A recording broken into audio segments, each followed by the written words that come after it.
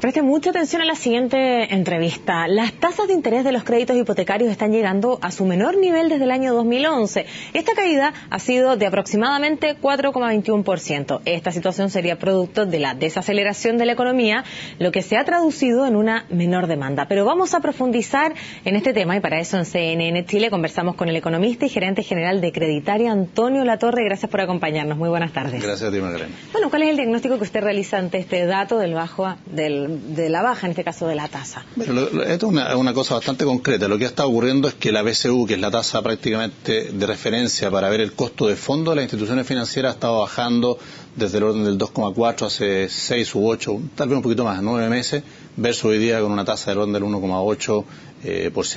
¿Por qué viene bajando esa tasa? Normalmente las BCU se mueven en función del dinamismo de la economía. Nosotros vemos que la economía chilena está bajando su dinamismo, y evidentemente que eso en largo plazo va a traer, obviamente, baja en el costo de fondo final. Y eso es básicamente lo que ocurre. Eso es lo que permite que instituciones financieras, por ejemplo, como la del Banco de Estado hoy día, puedan salir a ofrecer créditos tan baratos como podría ser cualquier institución. Lo que pasa es que añadido el tema, obviamente, de cambio de mano del Banco de Estado, obviamente los énfasis son distintos. Pero entendamos que hoy día el Banco de Estado tiene ofertas muy, muy bajas, producto de la baja en la BCU y evidentemente a un cambio direccional de una mano a otra, digamos. Ha hecho brevemente el diagnóstico general, entremos precisamente a ese diagnóstico particular. Usted ha dicho, bueno, el cambio, ¿cierto?, también de dirección en el Banco de Estado permiten, dentro de otras cosas, poder ofrecer estos créditos en momentos que la economía se empieza a complicar también y en momentos que el Parlamento discute la reforma tributaria. ¿Hay un cruce ahí? Hay varios elementos que están relacionados, sí. O sea, cuando hablamos de una reforma tributaria como la que se está planteando, sin ponerle un adjetivo ni positivo ni negativo, digamos, es un hecho cierto que esto va a incidir, por ejemplo, en el precio de las viviendas de entre 2.000 y 4.500 UF por la eliminación de la exención del IVA. Y eso naturalmente va a hacer que las viviendas suban de entre un 10 y un 15%. ¿Las de ese valor? Las de ese valor. Evidentemente que las superiores también podrían subir por el efecto de empuje. Normalmente cuando las viviendas de precios que estaban un poquito más abajo tienden a subir, evidentemente empújalas hacia arriba, no tan importantemente como estas, porque también hay un tema de elasticidad de la demanda.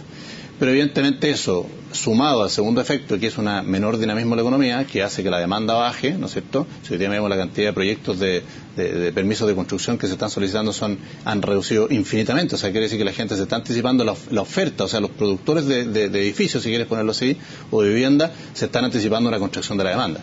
Y eso naturalmente que también tiene que de alguna manera contrarrestarlo la autoridad fiscal, ¿no es cierto?, o a través del Banco de Estado con alguna política que pueda incentivar o dar la señal de que esto efectivamente pudiera no sentir tantos efectos y que el lado positivo es la baja de tasa, y eso siempre es así. Por lo tanto, ¿Banco de Estado está siendo parte de esta política fiscal? No sé, pero sí es importante entender que cuando la economía se desacelera, normalmente las tasas siempre tienden a bajar. Ahora, la pregunta es, ¿por qué el Banco de Estado está yendo prácticamente al costo de fondo? Bueno, puede ser un énfasis distinto, a lo mejor quieran entregar básicamente los productos al costo, no tengo claridad respecto a eso, habría que preguntarse a los directores del Banco de Estado, pero sí efectivamente las tasas hoy día, el contexto de costo de fondo ayuda a que el mercado empuje las tasas hacia abajo. La pregunta es, ¿hasta cuándo? ¿Hasta cuánto, mejor dicho? Y hasta cuánto va a ser no sabemos, especialmente si todavía la reforma tributaria no es una realidad. Sabemos que están los votos, sabemos que en cosa de tiempo va a ser una realidad. Ayer ya tuvo un importante avance en la Cámara de Diputados. Por lo tanto, no sabemos por cuánto tiempo se va a ver reflejado esto.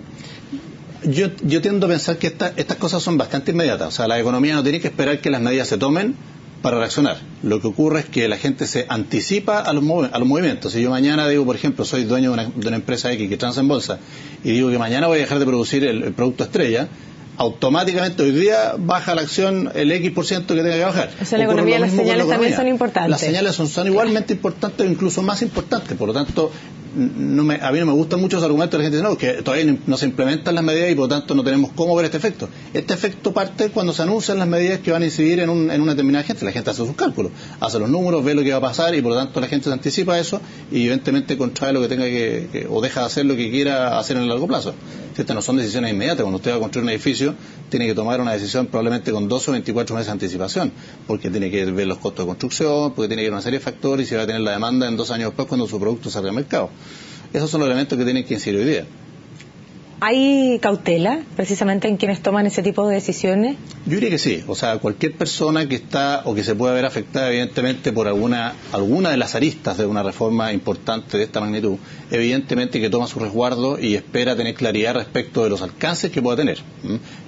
¿Qué pasa, por ejemplo, no sé, voy a poner un ejemplo, los productores de pisco? Si el alcohol sube mucho, hay que ver cómo va a afectar eso los precios y finalmente cómo va a afectar la demanda a ellos. Por lo tanto, también se tiene que ajustar, por ejemplo, a algún productor, si quería incrementar su capacidad hoy día, tiene que pensarlo dos veces, porque a lo mejor no tiene sentido incrementar la capacidad productiva, porque la demanda se la va a venir para abajo. Entonces, hay elementos y casos como eso, en distintas dimensiones que abarca la reforma tributaria, que la gente obviamente las piensa hoy día antes de realizarla. Hablemos, yo antes de iniciar la entrevista yo le decía, ojalá que pudiéramos conversar en términos claros, porque pareciera muchas veces que para algunas personas que viven su vida diariamente, en su cotidianidad, la reforma tributaria parece una discusión que se da en determinados sectores. Por eso es que yo le anunciaba, ¿cierto?, que ojalá pudiéramos hablarlo con términos prácticos. ¿Cuál es la recomendación en este caso para aquella persona que tal vez hoy día ahorra para su vivienda o que está pagando su crédito hipotecario y hoy día aparece Banco Estado con esta tasa? ¿Cuál es también la recomendación para aquella persona que hace su sencilla economía doméstica? Si una persona está pensando en comprarse una vivienda y se lo está pensando, no lo piensa tanto. Yo diría que eso, porque es un dato que la propiedad va a subir. Esto ya ocurrió. Sí, aquí es súper importante acudir a la historia. Hace un tiempo atrás, durante el gobierno, me parece que fue el de Michelle Bachelet y con el ministro Velasco, se eliminó la exención de las viviendas sobre 4.500. Si mal no recuerdo, creo que fue. Entonces, con esa eliminación de las 4.500, con la exención de sobre 4.500, automáticamente las viviendas subieron de precio. Y eso es un dato y es lo mismo que va a ocurrir ahora. O sea, no es una cosa impredecible. Por lo tanto, la gente tiene que entender que las viviendas entre ese tramo, entre 2.000 y 4.500, que es otro tramo... Y me interrumpo un segundo, sí, y suben las viviendas pese a que la economía encarrila aparte, por ejemplo, sigan su proceso de desaceleración y el dinamismo en la economía también baje, o eso también podría regular el alza del precio. Eso puede regular algo el alza del precio, algo, pero entendamos que esto es un costo directo. Por lo tanto, si a ti antes te costaba producir una cosa 100 y ahora te va a costar 110, evidentemente que tu precio va a subir 10, ¿no es cierto? Al menos para poder compensar los márgenes de la industria. Pero evidentemente que si yo veo que la economía está deteriorada y naturalmente tengo que salir con precios mucho más bajos, voy a tener que ajustar probablemente algo la oferta del precio. Y eso puede ser en parte. Por eso que las estimaciones no son tan exactas, sino que son del orden del alza en las viviendas de un 10 y un 15%. En el tramo las 2.000 y 4.500 UF.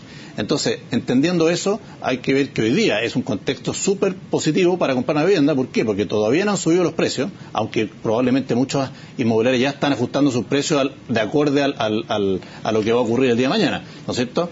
Pero me refiero a los efectos de la reforma. De la reforma. Y hay que aprovechar la coyuntura de que hoy día, por ejemplo, Banco Estado va a poner presión al mercado para la rebaja de tasas, eso es indiscutible. Pero también lo que hablábamos también antes, pero hay que poner atención finalmente al valor cuota, porque hay otros factores que inciden en el precio final del dividendo que uno paga mensualmente, cuando hablamos de esta economía doméstica. Cuando hablamos de que una persona vaya a comprar una vivienda nueva, la decisión es ahora. Si la persona tiene que refinanciar, que es una decisión completamente distinta, para decir tiene una vivienda a X dividendo, qué sé yo, lo importante es que la gente compare cuánto paga hoy versus cuánto de lo que pagaría con esta oferta importante del Banco Estado, por ejemplo, ¿no es cierto? Comparar los dividendos, ver cuánto es el ahorro en aproximadamente 8 o 9 años, porque en promedio la gente se mantiene en los créditos 8 o 9 años, no vale la pena hacerlo a 30 años porque no tiene sentido, los créditos no duran tanto en las manos de las personas, por lo tanto, con que compare esos 8 o 9 años y vea el costo de salida, que significa hoy día pagar el nuevo impuesto de timbre de estampilla, pagar el conservador, pagar la tasación, el estudio de título, la escritura y además el costo de prepago de su crédito. Si compensa ese ahorro con esto,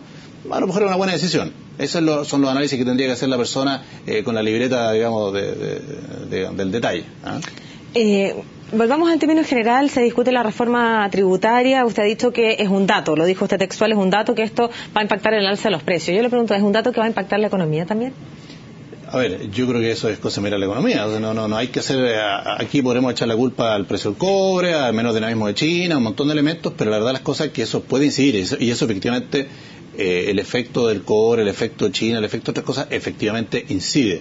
Pero no tenemos que hacernos trampas en el solitario, hay que entender que cuando se entregan incertidumbres a la economía, sobre todo la incertidumbre que puede generar una reforma de esta magnitud junto a esta u otras reformas que puedan existir, obviamente la gente espera tener certezas para decidir si invierte más, si invierte menos o cuánto invierte.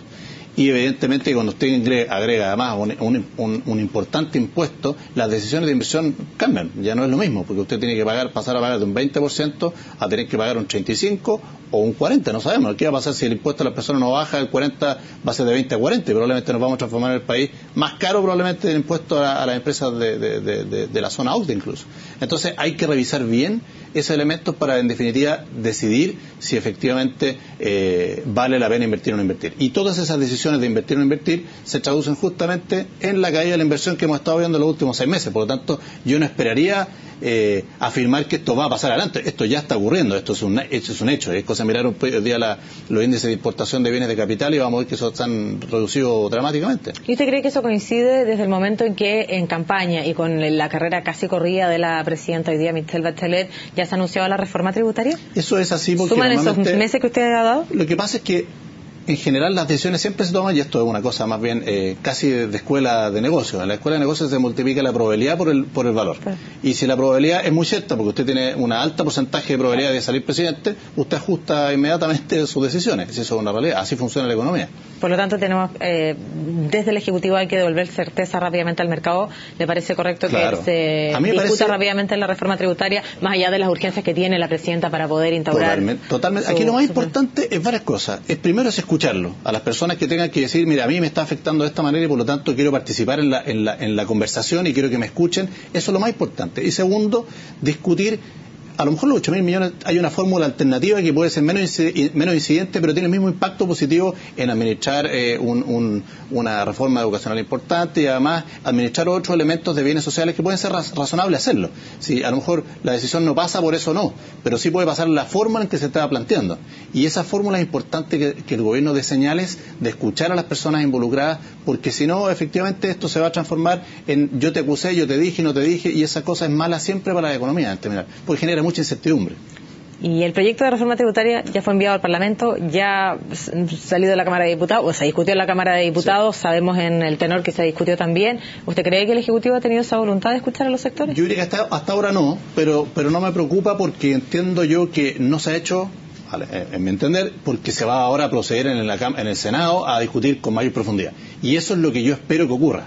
Yo creo que al final la señal que se dio en la Cámara de Diputados es estamos todos de acuerdo en que esto se haga, pero ahora en el Senado yo esperaría que lamentablemente o afortunadamente hay algunos que apoyen o no apoyen, da lo mismo. Lo importante es que en general las señales sean nos vamos a unir, vamos a discutirlo esto con calma, no hay premuras, entendamos que esto se va a poner en marcha a partir del 2018, si mal no recuerdo la fecha, por lo tanto tenemos mucho tiempo para discutirlo con mucha cautela y tomar las decisiones más adecuadas, porque si las decisiones se toman mal hoy día, incluso los que van a sufrir las consecuencias van a ser probablemente los gobiernos que vienen. Por lo tanto es muy importante entenderlo y discutirlo maduramente con todos los actores de la economía y no a la buena primera tratando de empujarlo por un tema, una agenda que no veo cuál es la intención de sacarlo tan rápido. Gracias por acompañarnos esta tarde en CNN Chile.